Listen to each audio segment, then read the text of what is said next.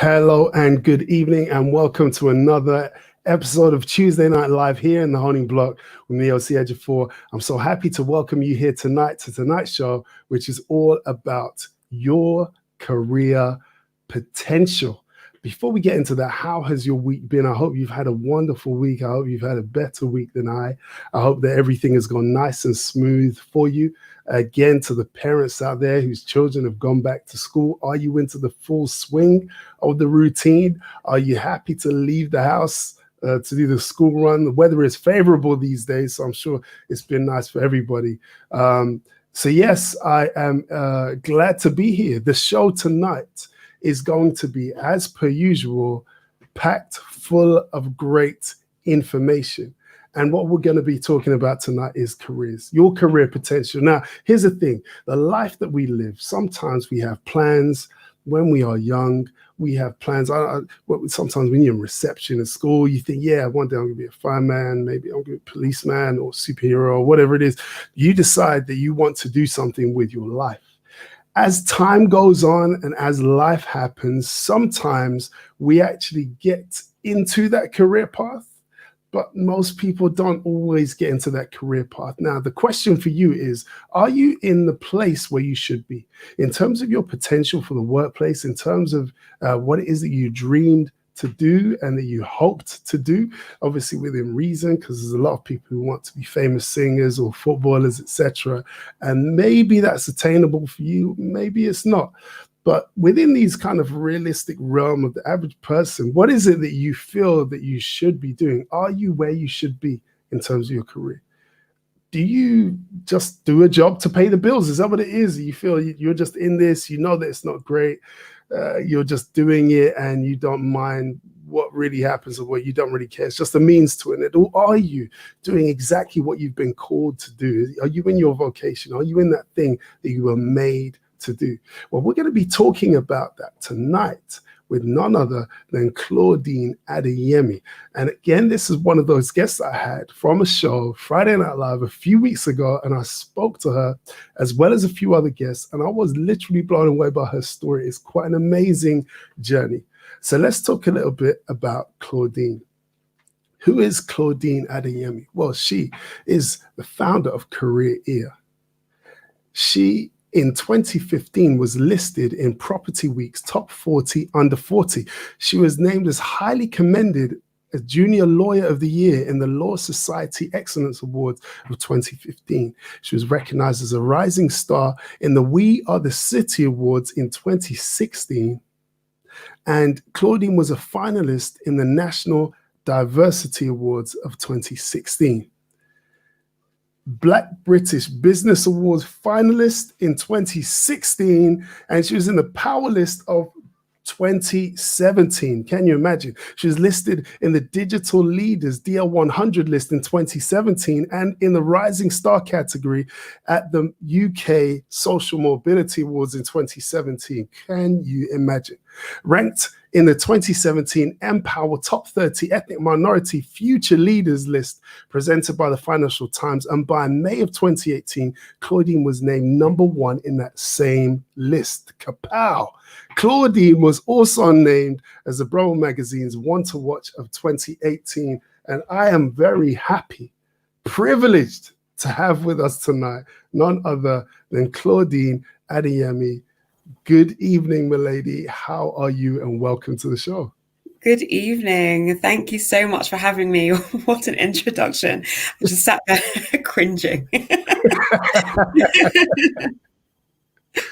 Yeah, listen, I'm glad you can make it to the show, and you know that they're the type of credentials. You know, let's just call it how it is. Some people pay for those types of credentials, right? So some people, they want to become doctor, so they go on Google and search for a doctor, and they just buy this certificate and just attach it to their name. They buy all kinds of things, but you have lived it, you have achieved it, and well done to you.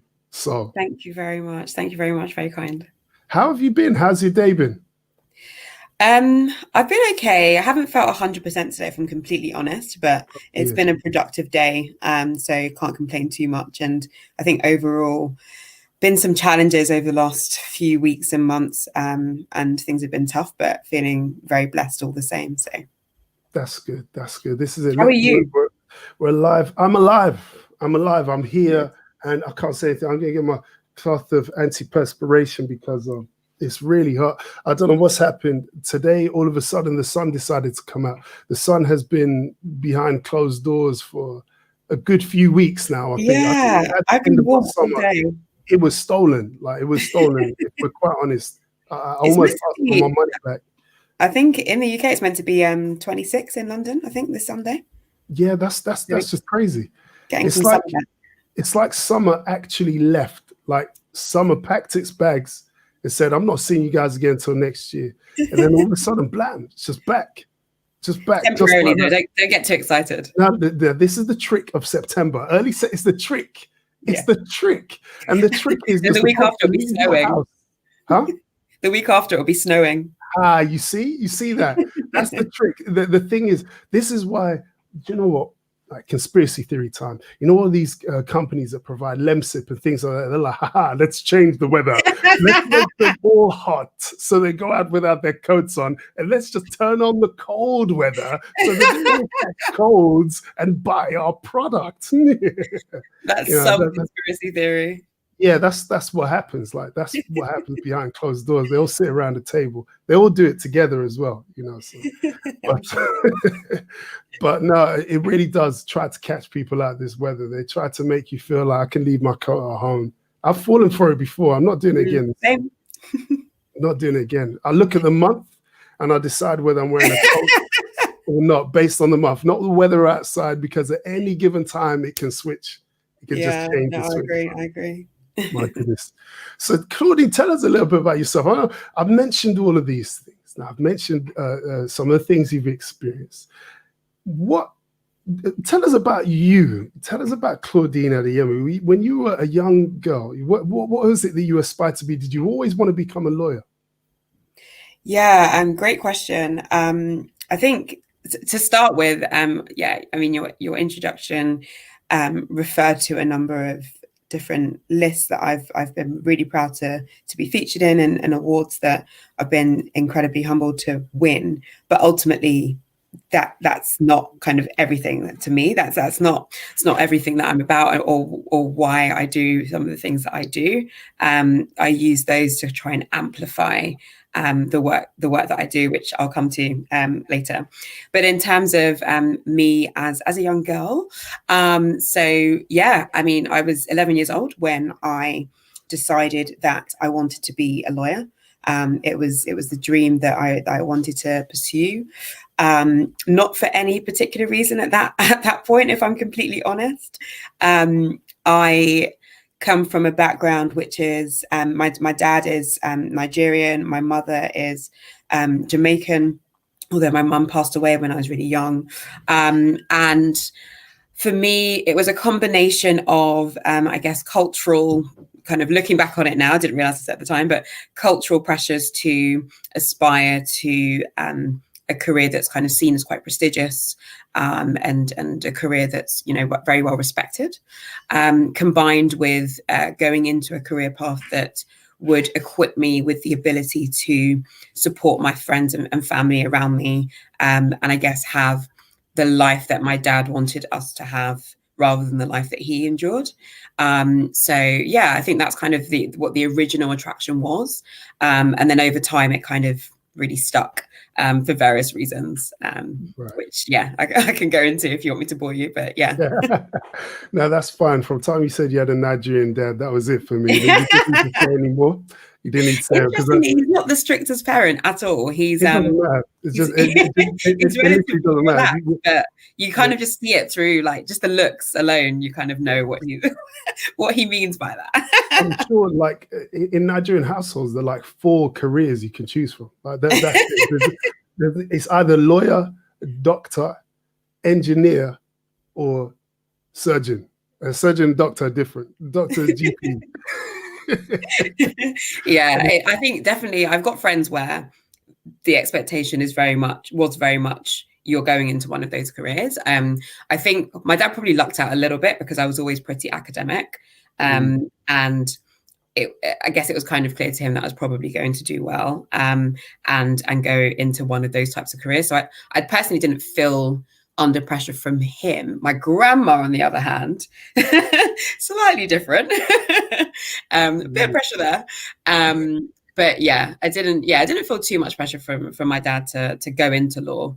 But I have subsequently discovered in conversations with him that he pushed me away from other things that I was interested in when I was younger. So I used to do a lot of sport, for example.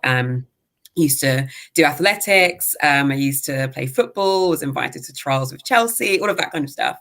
And we had a conversation in my adult years where he was like, I absolutely did not want you to do that. So yeah, he wasn't explicit with it, but he clearly did whatever he did the trick. So you know, we're talking about careers tonight. This is the place. I want to reach out to anybody who has got some painful stories of being steered away from the career of their dreams by their Nigerian parents. And it's not just Nigerian parents, but my goodness me, like my brother has some stories. I'm not even going to get into some family business now, because my goodness me, talk about steering, strategic placement of activities.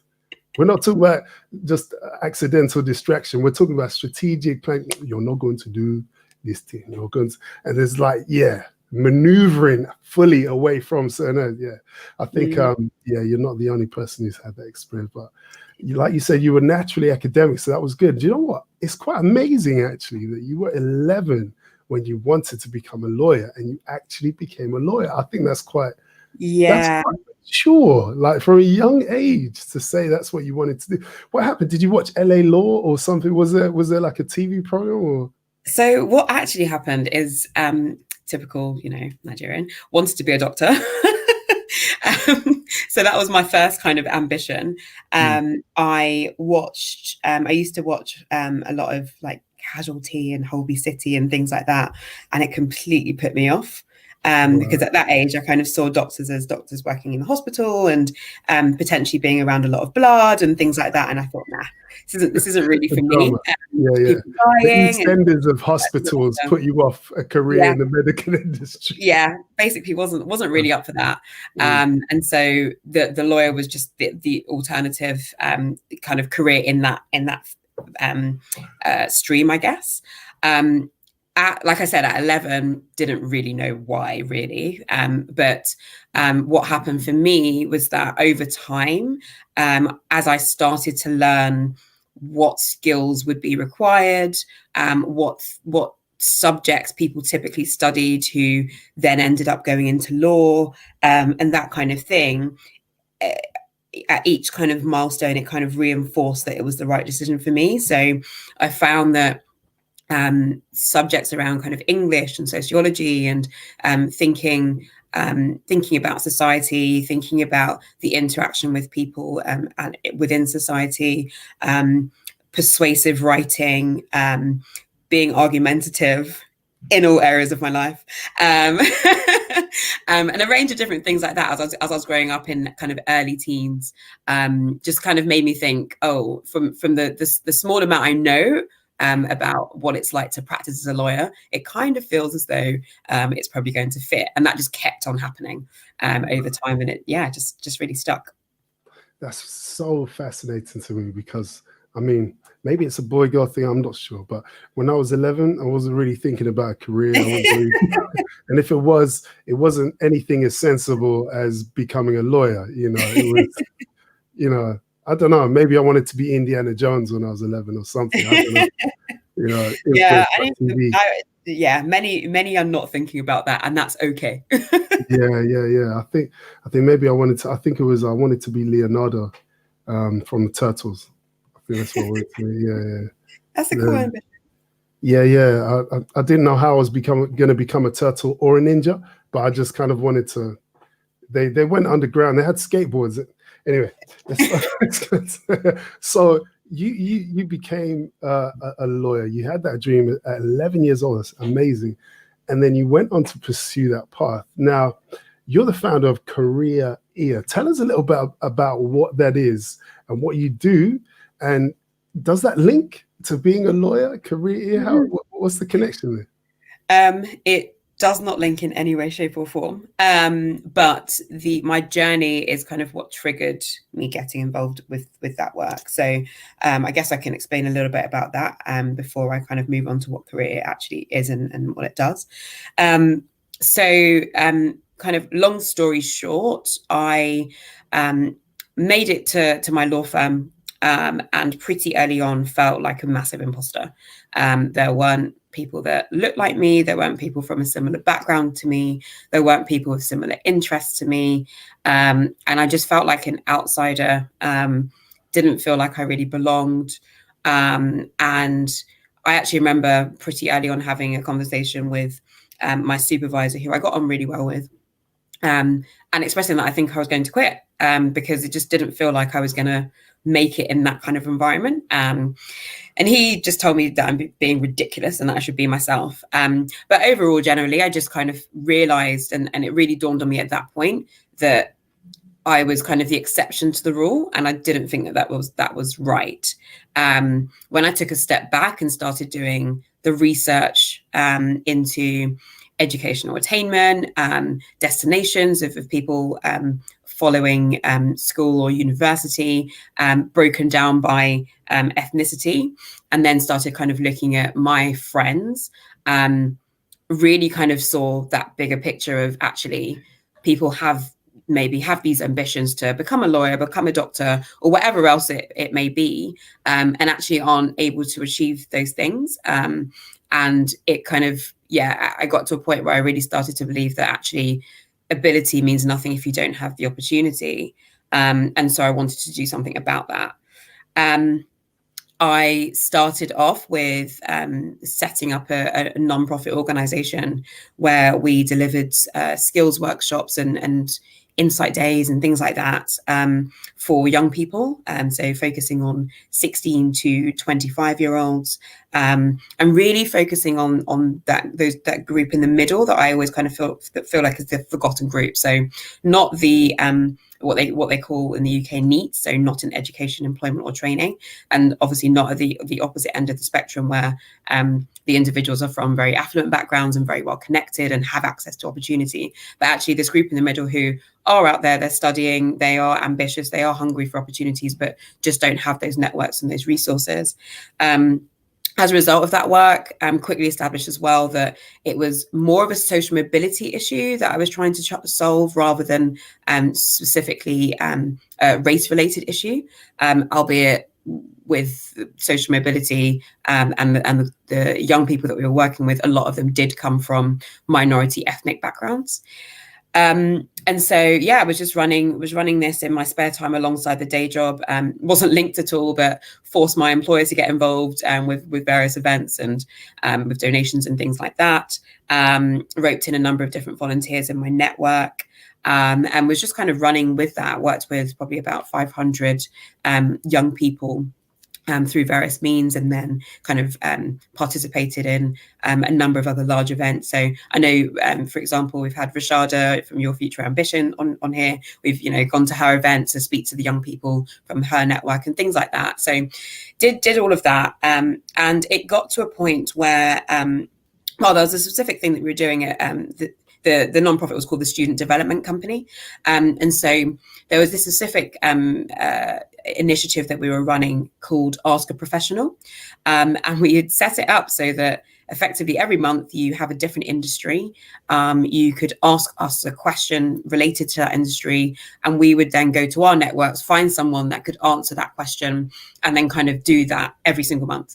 And it was so much work.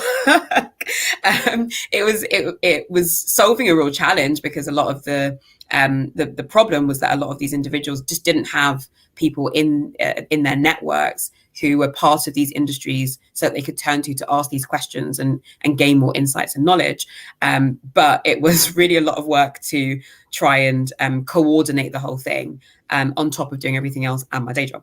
And so that was kind of the first point at which I started thinking about digitizing what we were doing. And it kind of evolved from there, basically. But that's where the idea for CareerEar came about. It was why don't we build an app that does this for us? So you've got people on one hand who can answer questions, and then people who have questions can access it from the other side, and they can be putting forward their career related questions and getting answers from people who are doing the jobs that they're interested in doing, rather than the careers advisors maybe at their schools or their teachers who haven't actually really done those jobs and can't really give the real world insights that those individuals would need. So that's where it started. In typical tech fashion and tech startup fashion, it has evolved massively since then. So the first version of the product was a mobile app that's been completely scrapped. We now have a website, which strictly speaking is a web app for those interested. But it's a website now that aims to effectively be a one-stop shop environment for all of your career needs if you're thinking about your first or indeed your next career move. So it still features the original kind of Q&A advice piece. So that's kind of a staple for us and really important. So individuals who are in their careers can sign up, they can ask questions, but they can also answer questions to others who have questions about their job and their careers. But importantly, we've also kind of added the access to opportunities, the access to information and content around different industries and different jobs. And we're doing some really exciting development work at the moment, where we've been funded by Nesta and the Department for Education to build out the platform so that you've got access to objective information about the job market. You've got the ability to discover careers you wouldn't have otherwise thought about that are really mapped to your own skill set and your own interests. So a really tailored experience to kind of take you on that journey of, I have no idea what I want to do next, or I've got some idea but not really sure how I'm going to get there, through to, right, I know exactly where I want to go, how I'm going to get there, what courses I might need to study, what experience I might need, and where to access the opportunity. So that's kind of where we're heading. But I'm just talking too much probably. No, not at all. This is fascinating. I love it. I love it. There's so many things you've said that I find so interesting. I know that with every kind of, it's not just with tech startups, but there's always just a variety of iterations as you go along, right? You just have to start somewhere. And then as you go along, it changes. I think maybe for you, it would have been the HTML5 thing, and realizing actually you've got an app, but essentially you could do it all on the website, and you just kind of, you can access it from a mobile phone. I think that interesting. Well, I mean, I'm suggesting it was HTML5, but I think a lot of different people who started off as an app, and then all of a sudden the functionality, you kind of think about it, actually, essentially, this is all able to be on a website that can just serve multifunction. You can just access it from anywhere. Honestly, I've given so much advice based on my own experience around not starting out with a mobile app. It's just, in most cases, obviously there are certain circumstances where it does make a lot of sense. Yes. But those, in my opinion, are quite few and far between. And actually, particularly when you're just getting started, you need to be super agile with making changes. You want it to be affordable. Apps are way more expensive to build and maintain. There's just so much you can do with a website, optimize it for mobile, and it's not that dissimilar to someone actually being on an app. You can even have shortcuts to that so that it kind of looks like an app on someone's phone. So this is it. No, I think that's brilliant. But do you know what? I really do love this whole idea, just because you're right in terms of the problem in itself. Really, a lot of and when we think about it logically, this isn't a race issue or issue of racism. It's just a case of who you know, right? And in a lot of cases, if you know people within a certain sphere, you're more likely to get certain opportunities. And yes, at the extreme end, you have nepotism and you have the kind of negative side of that. But in general, that's just kind of how it works. It doesn't matter what the industry is. You kind of find opportunities within your circles. And I think we don't often focus on that whole network side of it. Actually, who you know can actually help you to get to certain places.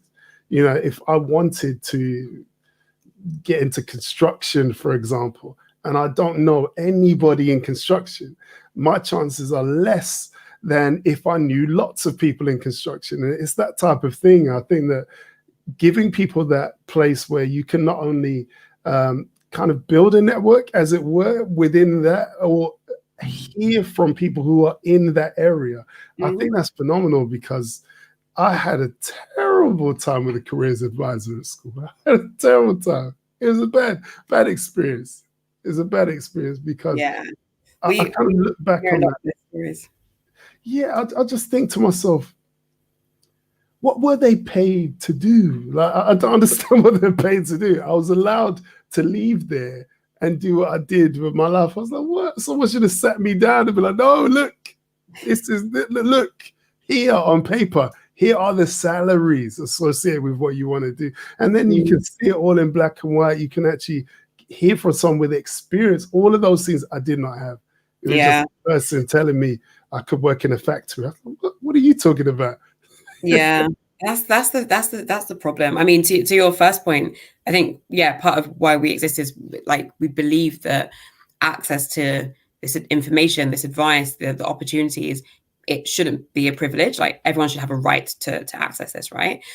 So it's how do you kind of democratize that? And so we kind of are positioning ourselves so that we can be that person in your network that you can kind of reach into and tap into to make sure that you do know someone in construction or whatever in other industry it is.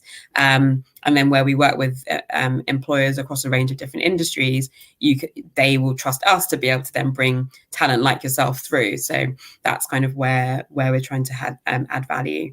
In terms of the career advisors, sorry, you said talent like myself. Do you know, I'll give you a round of applause for that. I've been called talented on my own show.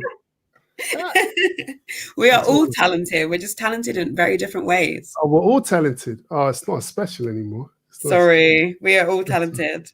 All right. But you, my friend, supreme talent. Hey, another round of applause.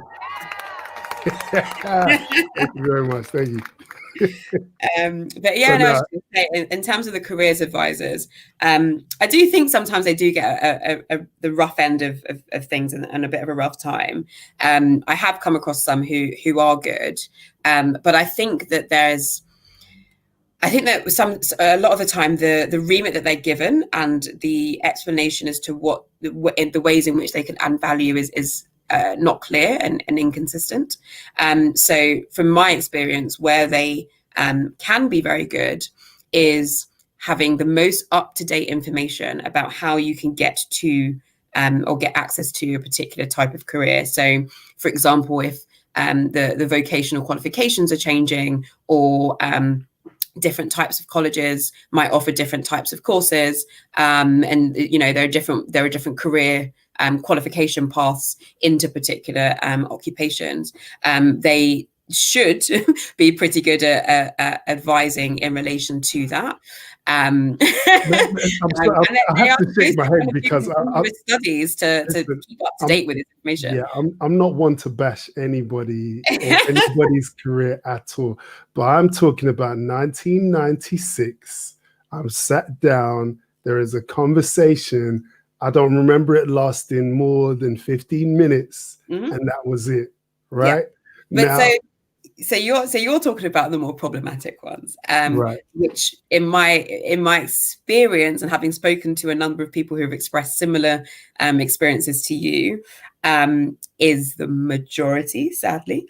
And I don't actually know if that's a problem with the overall system, or if it's a problem with individual careers advisors and therefore the community of careers advisors. But typically what you find is, and actually specifically, more so, I've heard of the experiences with Black and some other minority ethnic individuals who are basically told that their opportunities and the range of places that they can aspire to be are extremely limited, and don't actually allow them to fulfill their potential. And generally speaking as well, the process for giving any advice as to where someone should end up has always been pretty poor, with these kind of very weird personality type tests that then match you to a career, and that's what you should therefore pursue for the rest of your life. So yeah, there's a lot of problems with that system, and sadly it seems that that's still ongoing in a lot of cases. And actually a lot of places don't even have any kind of career support at all, which is another conversation. But yeah, tricky one. So we have CareerEar now to solve all of these issues. Yep. CareerEar is now here. How can we get hold of CareerEar? It's just going to the website, yes? Yeah. So you can see more information on our website. That's www.careerear.co.uk. We're actually doing a whole rebranding, so keep checking the website so you can see the updates. The actual platform is hosted at www.app.careerear.co.uk/register. Please do, feel free to sign up if you are thinking about your first or next career move, if you would love to give back to someone else who's thinking about their career and answer some questions or sharing some blogs and things. Say that again. I want to put it in the scroll feed. So you said www.app.careerear?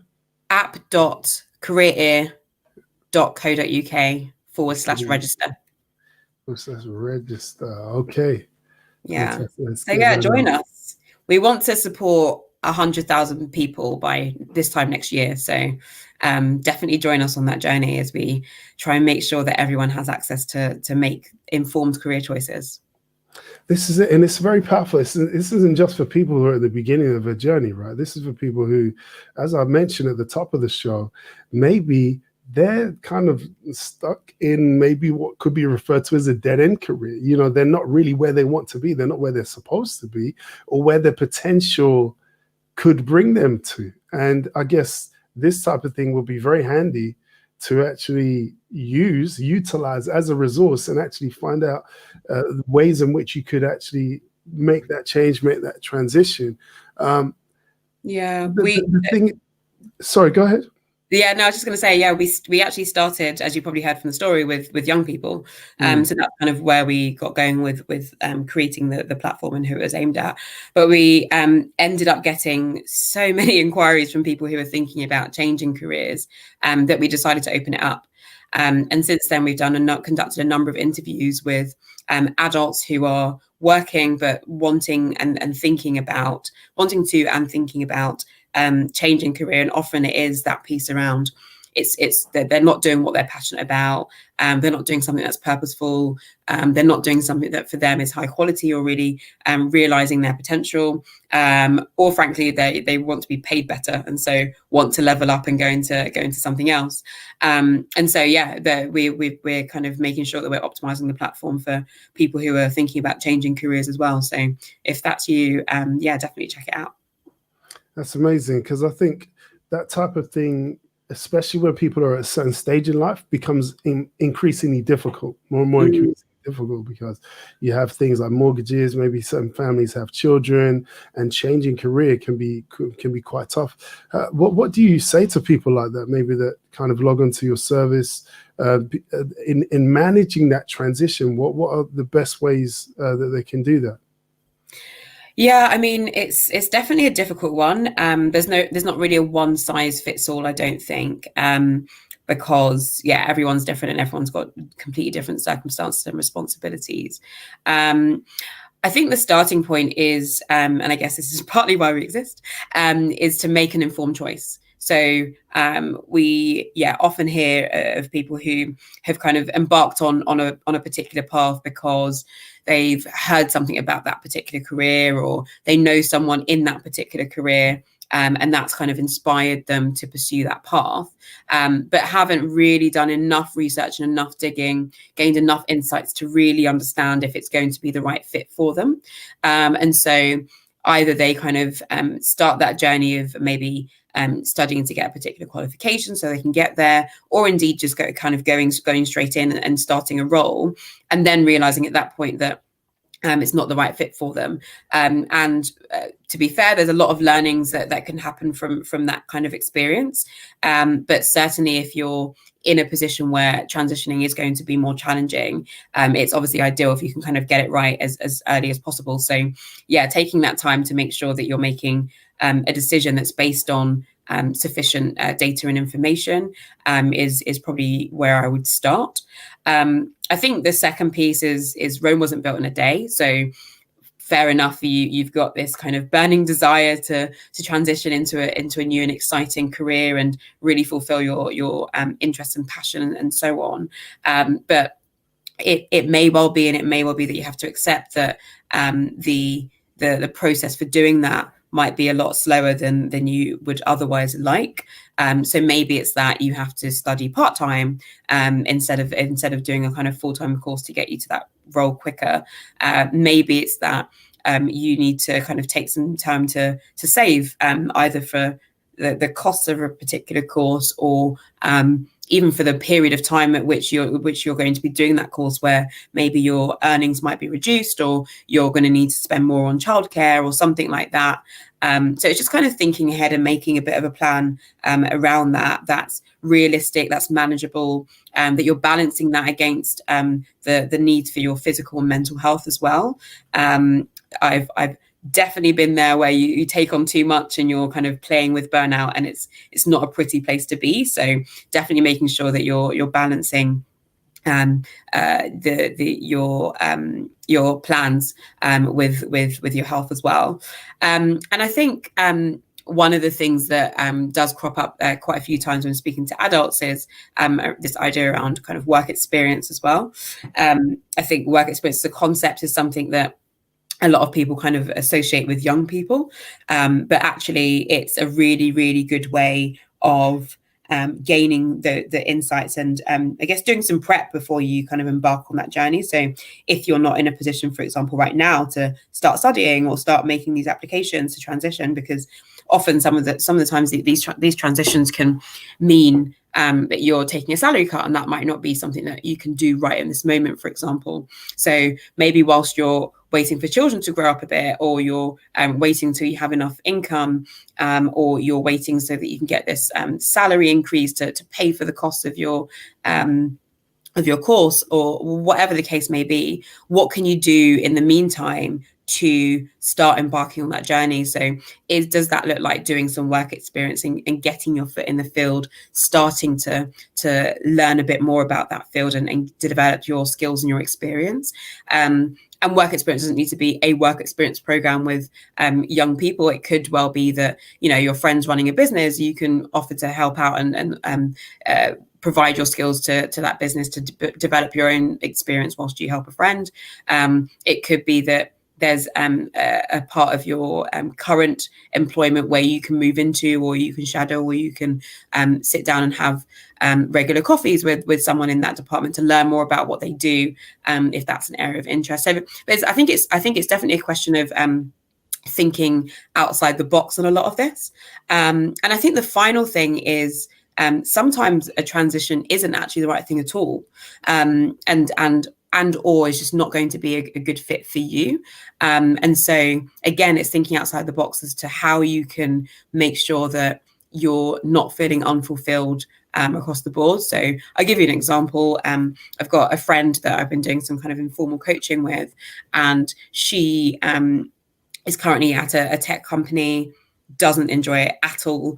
Her true passion is actually drawing, and in particular really wants to increase representation of minority ethnic characters in comic books and things like that. And she's in a position where she's just not able to transition into kind of drawing full time. It's just not an option for her in terms of employment or kind of setting up as a freelancer or anything like that, both financially, but also in terms of kind of her mindset and where she is at the moment. But what she has done is she's committed to drawing very, very regularly, which has then reignited her passion for it. She's generally more energized now, which makes the day job, which she doesn't like, more bearable. And she's developing those skills and kind of reinforcing that passion as she kind of figures things out for the longer term. So there's different ways of sometimes filling those gaps that we have. So it's just about thinking outside the box a little bit. I like that. Especially that last bit around it not always being the thing for you. And sometimes that's a timing issue, right? In the case that you just mentioned there, sometimes we kind of suffer from that. The grass is greener mindset, right? When we look at our own role and we haven't fully maximized our potential in the role that we have, right? There's possibly more that we could do. There's more that we have to give. And maybe because of one or two individuals, because it's always people, isn't it? It's the people at work that make work bad. People don't go to complain about work and say, oh, the job is terrible. They say people are terrible, right? The people. The job, but yeah.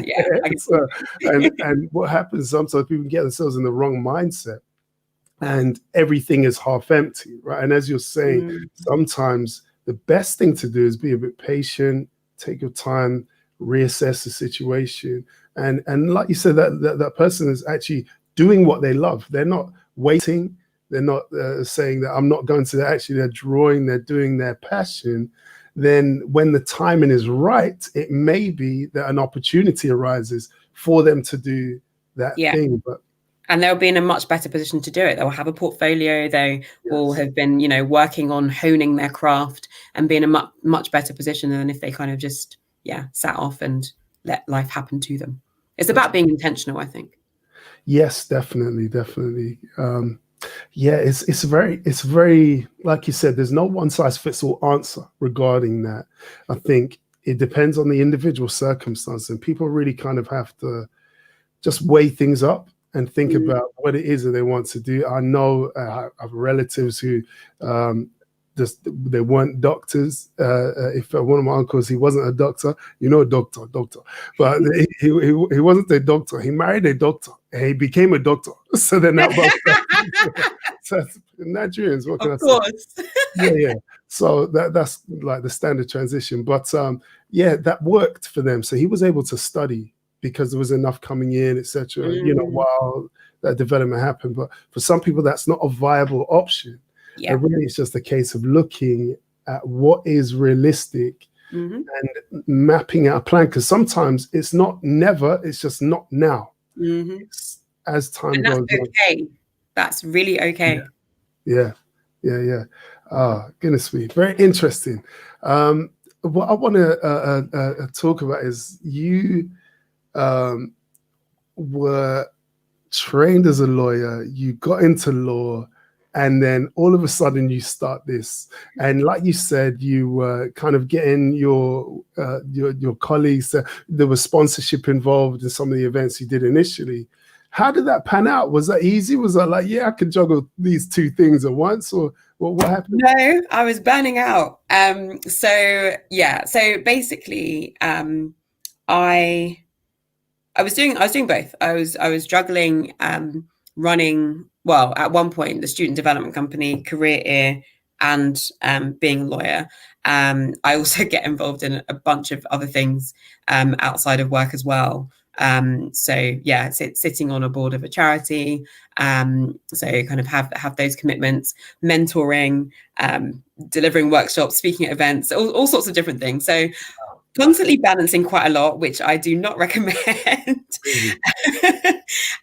But for me, I basically got to a point where I was in a position where I obviously had achieved my life goal, essentially, of becoming a lawyer, was practicing, was actually doing exceptionally well, was in a position where I was having conversations about going for promotion early, always getting comments from partners that I'll be the future managing partner of the firm, and it going really well. I didn't really have many complaints from a career standpoint. But on the flip side, was also running and I guess had launched this product, which when I launched it, I did so very naively. So I worked on it for the best part of a year, launched it. We had this big event. We had Charlene White from ITV deliver a keynote, and it was a really awesome event. And I very naively looked at that and was like, right, I've launched it. I've solved this problem. This is great. Go off world, go and have fun. And didn't really think about what would happen next and the need for marketing, the need for building an actual sustainable business around it, and so on. And so that work, kind of surprisingly for me, continued and grew. And as that continued, the ambition and the passion developed and grew as well. And I got to a point where I was like, well, I'm really, really passionate about making sure this thing happens and that we can help as many people as possible. But to do this well, I can't do both and do both well. And I'm not someone that likes to do things by halves. And so I made a very difficult decision to take a career break. So I negotiated a sabbatical with the law firm that I was working for. And I actually remember speaking to my dad about it, and he was like, oh, you're leaving? Is there some £200,000 salary job that I don't know about?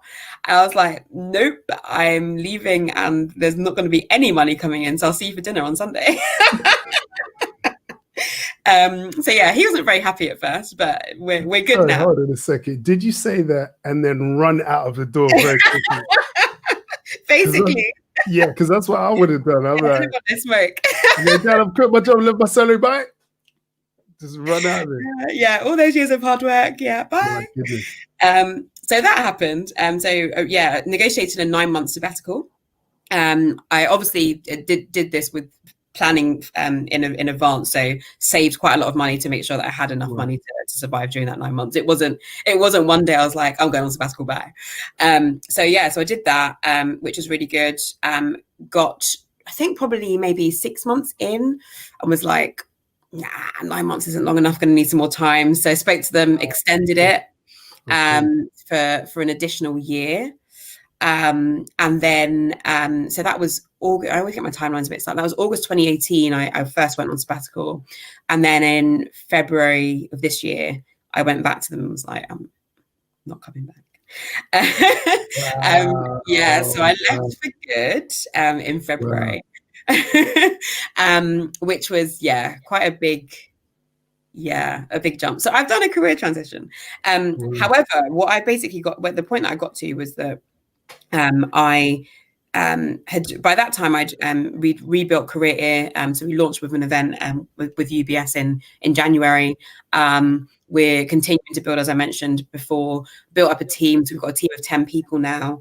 And, we're growing and focusing on now growing the platform and so on. And so it's in a position where actually the time that I'd taken off has been very valuable to making sure that I could double down and spend that time appropriately as we kind of build things out. But still super passionate about law and hadn't quite finished scratching that itch with practicing. And so I more recently took up a part-time role as sole legal counsel at an ag tech startup, which is very, very different to what I was doing before, because I was a property disputes lawyer before. Whereas now I'm an everything lawyer. So one day it might be employment, the next day it might be commercial, the next day it might be IP. Doing a bit of everything and learning a lot very, very quickly. I was going to say, because I know that lawyers, you specialize so that know the property. I tried to specialize.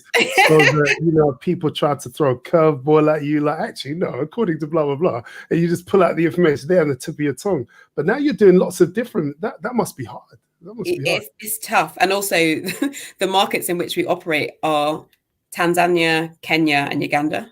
So not only am I doing loads of different areas of law, I'm also having to get to grips with the law of 3 different countries. Oh my goodness. So it's been challenging, but really exciting challenge. So that's been cool. But crucially for me, it's allowing me to live out this dream of being a lawyer whilst also being a social entrepreneur, which is just really giving me the best of both worlds.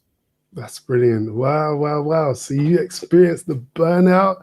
You decided to take a sabbatical. You got 6 months into it. You said, no, I need another year. Me. And then you're like, I'm not coming back, actually. I'm not coming. That's huge. Yeah, that was tough. I felt a little bit bad about that. But I think I advise my mentees of this all the time. The only person that cares about your career is you. So you can't go through your career feeling bad about how you treat a company. They will replace you. Like, you need to do what's right for you. And it wasn't right for me. So I had to move on. Yeah. People don't actually care. They want to, they try to, but they don't. Actually, the only person who can care about you is you. And that's the raw, honest truth, because at the end of the day, work has to do what work has to do. They have to keep the machine moving, and they will always replace a battery. They will always replace a worker. It's true. And that's why I like constantly trying to encourage people to make sure they're really looking after themselves. So, because again, you're killing yourself for your employer and doing a really good job, fine.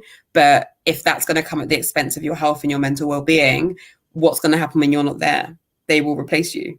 Like, you need to look after you first and foremost. They won't even wait. It will just be like, you can't walk? Be on the phone.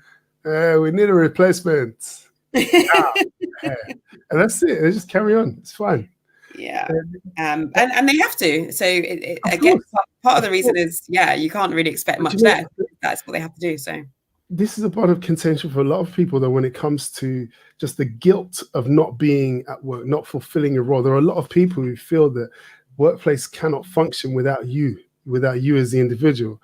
And for as much as people do an excellent job, for as much as they are valued in what they do, people can be replaced. Like, you can actually be replaced. So I think that's vital. Just like, kind of, you need to do what you need to do, and your health and your well-being is paramount. Like, absolutely. And this is not to say that I promote people coasting or slacking off or anything like that. I definitely feel like you should be in a position where you're giving your all, your, adding the value that you came there to add, and you're I guess demonstrating as far as possible that you are somewhat indispensable, and that they need you. But again, it just needs to be balanced against your physical. It has to be.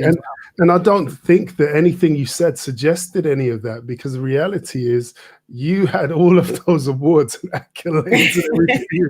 Like, I reeled it off at the start, and anybody who hasn't seen it, rewind this video and watch it again, and you'll see all the things that Claudine achieved up until that point. So literally, I think that it is just one of those, you assess your own path, you look at yourself, you're doing exactly what you're trying to facilitate through your business. You're doing exactly what you're trying to facilitate. You're trying to provide a platform where when people come to these crossroads, they've actually got somewhere to go that will help guide them in terms of making the right steps for them, as opposed to just continuing to go through the motions. Like you said, you were going through burnout. You would have been all kinds of things. That can't be sustained for any long period of time. We can do that for a certain period of time, but it's only a matter of time before your body just says, no, that's enough. Actually, I'm going to stop you. And that's not a place anybody should have to get to. So, I wouldn't have thought you were suggesting that people relax. I think that the reality is, when people are achieving their potential, when you're fully fulfilling your potential, you are indispensable, because only you can do what you do the way that you do it. Yeah, completely agree. So in terms of this a career of law, litigation, property litigation, and the CareerEar, all the achievements you achieved as a young lawyer, etc., the work that you're doing now, what do you feel is like the most important, or what are you most proud of in your career so far?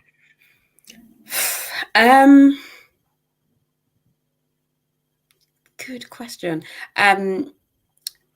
I think probably two sides of what we've spoken about so far, actually. So I think part one is qualifying as a lawyer. So I think for me, having been an ambition for such a long time, and it being the pinnacle of what I was trying to achieve. So at every given stage of my studies, it was, I need these A's and I need this qualification. I need to get into UCL. I need to do all this, but it was all to get to that end goal. And so finally getting there was like, whoa, when they say hard work pays off, I now see it. I now am living that. And I think on a very, very personal level, it was probably the first moment, despite the kind of achievements I'd had up to that point, it was the first moment that I thought that my mum would actually be really proud of me.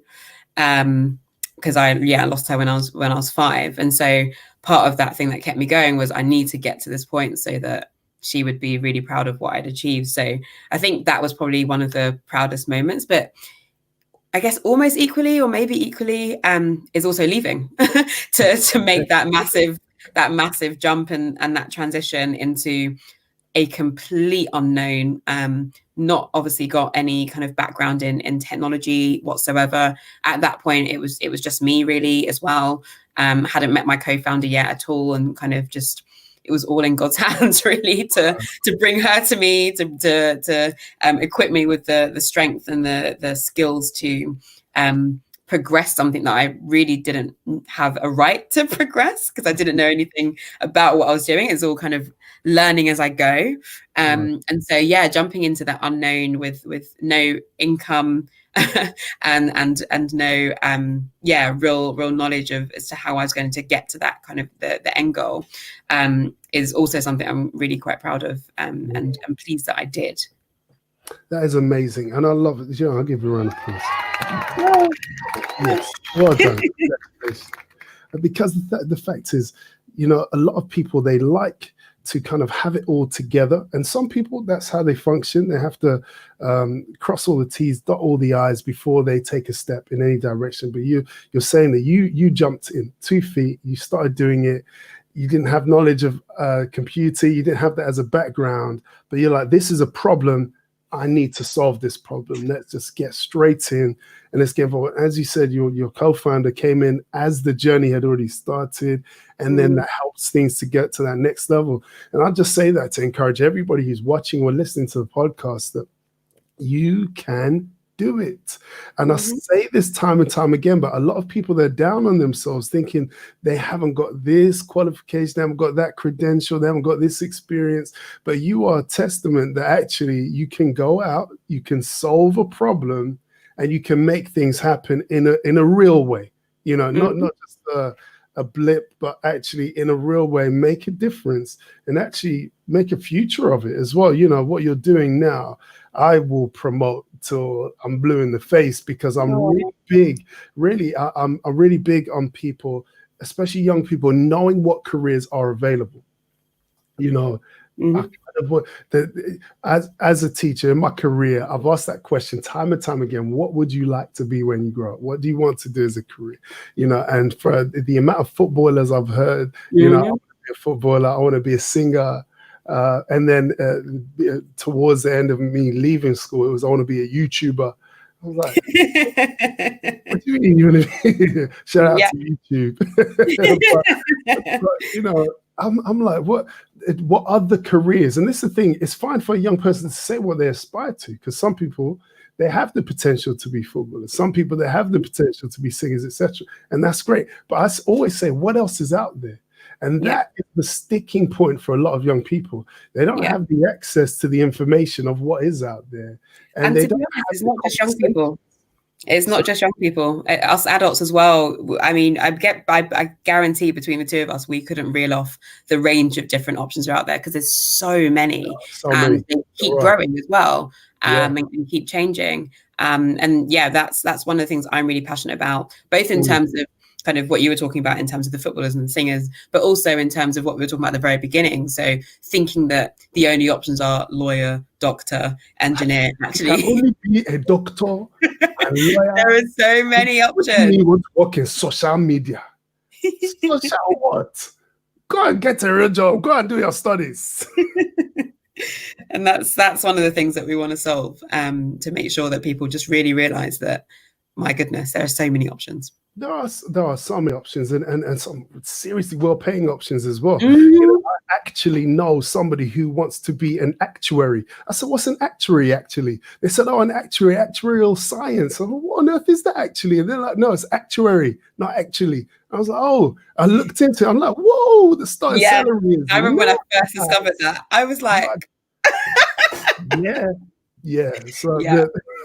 there are a lot of options out there, but I think it's just helping people to access that information so they can know what options, and not just what's out there, but what is more suited to them, what suits their drive, their passion, their lifestyle. Some people like just sitting at computers, not talking to other people. So actually be an actuary, if you like maths, etc. But yeah, there's others who like the more social aspect of work and dealing with people. And it just puts a different spin on it when you've got the broader playing field, what is available, and then you know what you need to do to get there. I think a lot of people kind of find out a bit too late.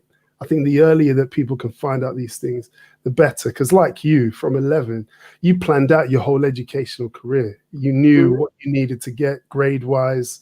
It helped you to focus. I think that is, a powerful tool to have in your arsenal, that ability to look ahead and take advantage, as opposed to being a victim of the free education system that we have in this country. Because a lot of people, they see it as they have to go to school. They don't think about it as I need to take from school what I need to then get the salary that I deserve when I'm older. Yeah, I think it can definitely, speaking from experience, it can definitely help with having that focus, for sure. I do think that one of the challenges is that we do put a lot of pressure, particularly on our young people, to figure out what they want to do as early as possible, so that they can then pursue that path. And actually, in reality, that's not going to be the right fit for everyone. I think that we mature at very different stages. We have different perspectives and different experiences at different stages. And I think crucially as well, if you think about the future of work and the way that we're expected, I think the latest stats were we're expected to have 5.8 different careers in our lifetime and 11.7 different jobs. And so if we're still feeding this narrative, which is very old school, that you're a young person, you figure out what you want to do, and then that's what you then go and study so that you can then do that for the rest of your career, it's actually wrong. Because actually a lot of people end up falling into their career or studying something and then going into something completely different. And so it's about, I think at the younger ages, I've kind of done a lot of workshops where it's just let's discover your passions. Let's talk about your passions. Let's talk about your skills, and let's brainstorm some ideas to get the juices flowing around what that could look like in terms of a career, just to kind of start to inspire them at the different options. Opening up the options, because this is exactly. At the end of uni, I didn't know what I wanted to do. I still figured it out. But what wasn't exposed to me were the options. And this is what I mean, because actually it's down to the individual to hone in their focus. But actually, when you know there is a broad array of, it could be this, it could be that, it helps you think about it in a totally different way, because you're no longer just kind of coasting through. Like you said, for people like yourself, there are individuals out there, but I think that there are less people who know exactly what they want to do and just go for it. I think the majority of people, like maybe myself, who you kind of figure it out as you go along, but you want those broader options. You want to know what is available. It's very, very interesting. Very interesting. But Claudine, we're gonna wind down today. Thank you so much for your time joining us today and talking about CareerEar and your experience as a lawyer, and surviving, telling your dad that you had left law. Congratulations, because you're alive. That's amazing. I'm alive. Thank you. But so tell us a little bit about what the future holds for CareerEar. What is next? Where are you focusing on next? What's next? So I guess for us, like I said before, we really just want to make sure that everyone has this opportunity to fulfill their potential. What that looks like is, I guess, twofold. Making sure that we continue to build a platform that is very valuable to people. So that's making sure that the existing features work and we continue to improve that, but also that we continue to add features, so like some of the ones that I've spoken to you about today. And then, as I mentioned, we've got a theory of change of the type of impact that we want to have, but we want to be supporting as many people as possible and really trying to get to a position where we're supporting 100,000 people this time next year. So that piece is all about growth. So really starting to get the word out there now about the platform, encouraging people to sign up and join us on this journey, whether that's you coming at it from a perspective of needing support, but also being within the community to support others in that super light touch way of just being able to answer questions as and when you see them. So that's kind of the kind of immediate future for us, kind of continuing to evolve and iterate the platform, and then continuing to grow the community. And if anyone watching, please do join the community, and that's the easiest way for us to work with you, for you to be able to help shape what it looks like as well. Because we regularly kind of run interviews or focus group sessions with our users so that they can kind of feedback on new features and new designs that we're thinking of. So if you're interested at all in that side of things, definitely sign up if you can. Fantastic. Thank you so much, Claudine. And the information is there scrolling on the bottom of the screen. And if you're listening, it's www.app.careerear.co.uk/register. So get yourselves involved. And you can also follow CareerEar and Claudine Adeyemi herself on social media. So get on there and follow, join this movement, and let's help friends, family, people, young people, mentees, mentors even, to get themselves into the right career. Listen, Claudine, thank you so much for joining us this evening. I really appreciate your time, spending your time with us tonight. Give you another round of applause. And all the best in the future for everything that you're doing with CareerEar. Thank you so much. Appreciate it. Thanks so much, Ossie. Okay, guys. That is it for today's show. That is it for the session today. Can I just say that I have had a fantastic time. I hope that you have too. We have got more coming up for you in future shows. Next week we have on our show, all the way from the United States, Teresa Royal Brown. She is an author, she's an event manager, and we're going to be talking about events. We're going to be talking about the art of negotiation. We're going to be talking about the power of networking. It is all going down in the Honing Block next week, so do join us for that show.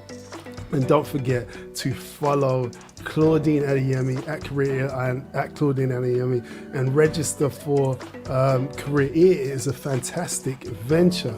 One thing I will do also, as promised from last week's show, I had Dr. Rashada Harry on here, and I've got some information I am going to send out to you all, and that is regarding her upcoming YFYA information. So that's going on your platforms right now, both the YouTube chat, Periscope chat, and Facebook chat. But do get involved with that as well. There are so many great things coming up. I want you all to have yourselves a wonderful week. Have yourselves a great rest of the week and a great weekend as well. And we will see you next time here in the Honing Block for more Tuesday Night Live. Take care and see you next time. Bye-bye.